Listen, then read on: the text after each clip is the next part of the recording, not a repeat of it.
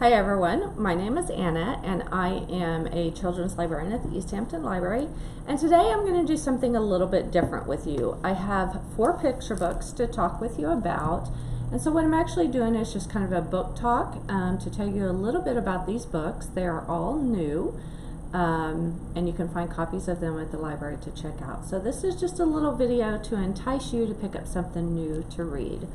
The first one is Threebilly Buenos, and it is written by Susan Middleton Elia and illustrated by Miguel Ordonez. These 3 little cabritos have a clever plan to get past the grumpiest troll in the land, but then one of the billy goats wonders, why is that gigante so grumpy anyway? This thoughtful question sends their plan in a new direction, and the results are better than they ever imagined. Dashes of humor, empathy, and kindness make this modern twist on a classic tale a charming delight. So for those of you who aren't familiar with Threebilly Goats Gruff, it is a Norwegian fairy tale. And this is a retelling with the addition of some snappy Spanish vocabulary. It is, however, not a bilingual book, so if you don't read Spanish, don't be deterred by that. However, it has a great pronunciation guide and just a little bit of vocabulary sprinkled out in and out around the book. So by the time you're done with it, you will have a few Spanish words that you know. So this book is available both as a book, and there are several in our system in Suffolk County, and it also is available as an ebook to download. So again, that is Threebilly Buenos. Okay, next I have Snail Crossing by Corey Tabor. A determined snail, a plump cabbage, a truly epic journey. In a book as cheerful and charming as Snail himself, Corey Tabor tells a winning tale of a slow but steady snail whose determination and kindness bring him the best reward of all, friendship. So there is one little part I want to share with you. We'll just go from the beginning of the book for a couple of pages. One lucky day, Snail was out scooting around when he saw the most beautiful sight. A field of plump cabbage. So if you can see, Snail is over here and cabbage is over here.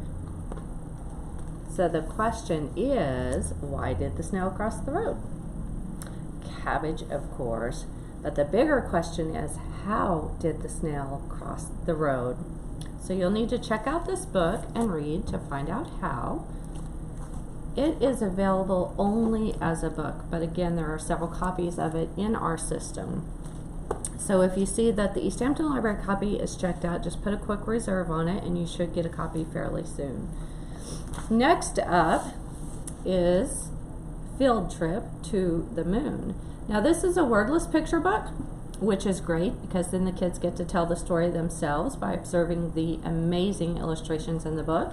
And the story can change a little bit. The child doesn't necessarily have to tell the same story every single time. Oh, this is by, I forgot to add, John Hare. He did both illustrate and write the book. It's field trip day, and students are excited to travel on their yellow spaceship to the moon.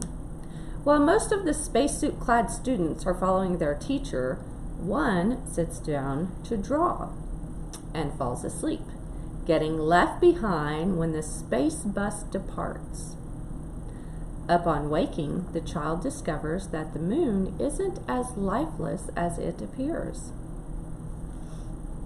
I'll show you one really good picture that I love in this one, where the child is just waking up. And the child has her crayons and is drawing. Let's see if I can get that a little bit closer. You'll see some little eyeballs peeking out. We got one up here on the rock, and we got one behind the kid over here. And then the next one, child is just sitting and drawing quietly, waiting on the spaceship to come back and get her. When she realizes there may be more going on around her than she had previously noted. So check it out and find out how this child passes the time and gets rescued. This one is also available just as a book. The next one I have is called Almost Time.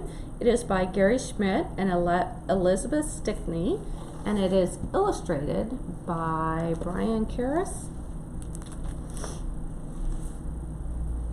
When you're waiting, time moves slowly. A minute takes an hour takes a day. A week is forever, but then it's almost time.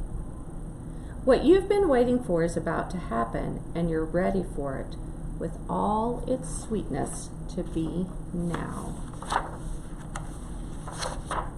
When Ethan had to eat his pancakes with applesauce instead of maple syrup one Sunday morning, he knew it was almost sugaring time.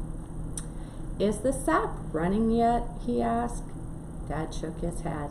Not until the days get warmer. Time crawls for Ethan as he anxiously awaits the beginning of sugaring season and for his tooth to fall out. Sunday should mean maple syrup on any breakfast his dad cooks. But it isn't time yet. When you're waiting, time moves slowly. But then it's almost time. Are you ready for it? Now this one is available as a book and also as an ebook download, so you can check it out. There are many copies available.